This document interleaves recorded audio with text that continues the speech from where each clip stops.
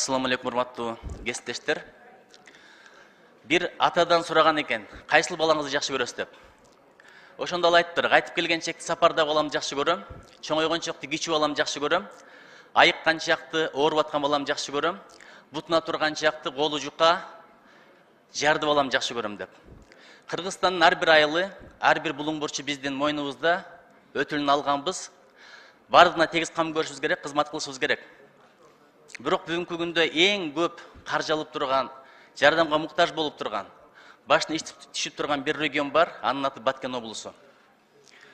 Быйылкы көңүлдү ушул облуска көбүрөөк бөлсөк, сөз жүзүндө эмес, иш жүзүндө кылсак абдан жакшы болот эле. Ошон үчүн бир топ сунуштарым бар эле. Биринчиден, чек ара маселеси жөн эле сүйлөшүү менен бүтпөйт экен, көрдүңүздөр. Армия күчтүү болуш керек экен, ошон үчүн армияга модернизацияга абдан чоң көңүл бөлөлү, бул өтө маанилүү. Каражат бөлүш керек болсо каражат бөлөлү. Биздин аскерлерге чоң рахмат. Экинчиден, чек ара маселесин чечүү үчүн ал жактын адамдары көчүп кетип калбаш керек. Биз Баткен элине рахмат айталы. Ошол жерде ушунча кыйынчылыкка карабастан жашап атканына. Жапырт көчүп кетип калса, маселенин бардыгы ошондо чыгат. Көчүп кетпеш үчүн иш, жумуш ордундарын түзүш керек. Билем азыр мамлекеттин чама чаркы чектелүү. Ошон үчүн ишкерлерге шарт түзүп берели. Ким эгерде ошол жакта жумуш ордундарын түзсө, ошолорго налоговый каникул кылбайлыбы? 5 жылга налогдон бошотолу. Ким эгерде фабрика курса, цех курса, завод курса, жумуш ордундарын түзсө, бул өтө маанилүү. Үчүнчүсү, биз билгенден быйыл 11,5 миллиард сом айыл чарбаны колдоого бөлүнөт деп атат. Ошону жеке колдорго бербестен, жеке колдорго берсең көпөсөр алат экен да, иштетип коет экен, эртең бир күнү дайын таппай калабыз. Андан көрү мен суранат элем, ушул Баткен жергесине суу чыгаралы, анткени ким барса билет.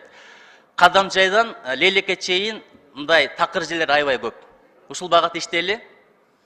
Анан жолдорун курууга көңүл бөлөлү. Анткени өткөндө көрдүңүздөр.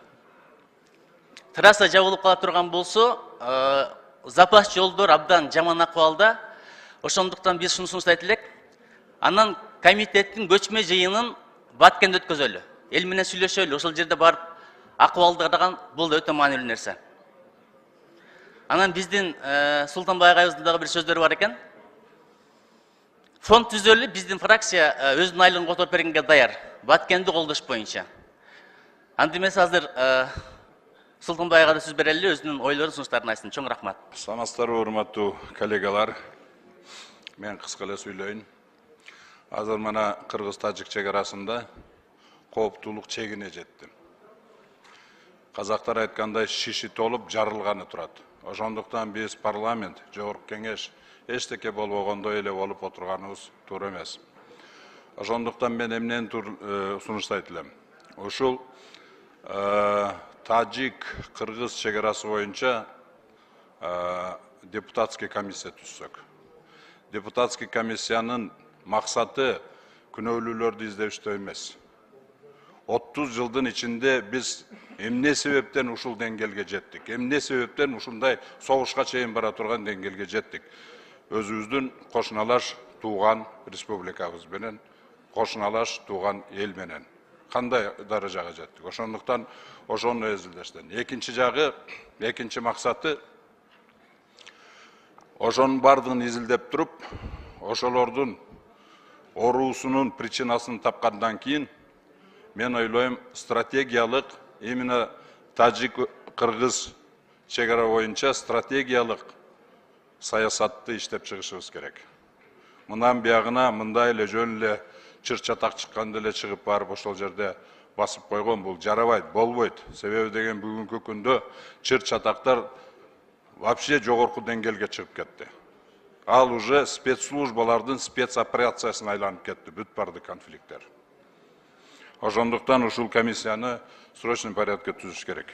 Экинчи жагы, мына могу жерде бизде органдарын алмаштырган 100дөн ашык биринчи группадагы инвалидтер бар экен. Ошолор мага кайрылып атат.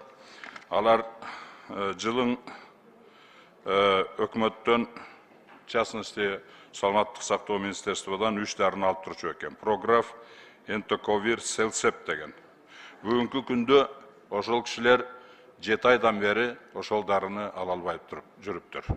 Азыр эми булардын мына айтышы боюнча саламаттыкты сактоо министрлигинин шалакылыгынан деп жазып атат бу жерде.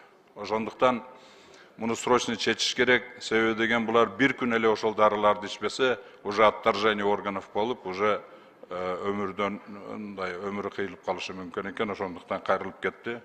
Урматтуу төрага ушул мен чукул кайрылууду эмеге берсем, аппарат протокольный порученияны эме кылып койсоңуздар. Анан жана комиссияны түзүү боюнча, парламенттик комиссияны, депутат комиссияны түзүү боюнча ушуну доошко коюп, кандай жол менен мен процедурасын жакшы билбейт экен бүгүнкү күндө. Ошону өткөрүп койсок, чоң рахмат.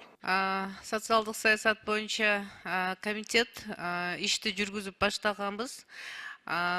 Министерстволордон тиешелүү уже информацияларды сурап бардыгын биз даярданып атабыз да Баткенге выездной заседание кылайлы деп чечтик. Себеби комплексный анализ кылып, баягындай токтомго биз материалдарды даярдашыбыз керек деп мен ойлоймун да. Азыр уксак, эгерде бул жерде дагы депутат коллегаларыбыздын сунуштарын бардыгын обобщать этип туруп, анан жакшы выездной заседание кылып туруп, анан токтом даярдабайлыбы биздин комитет?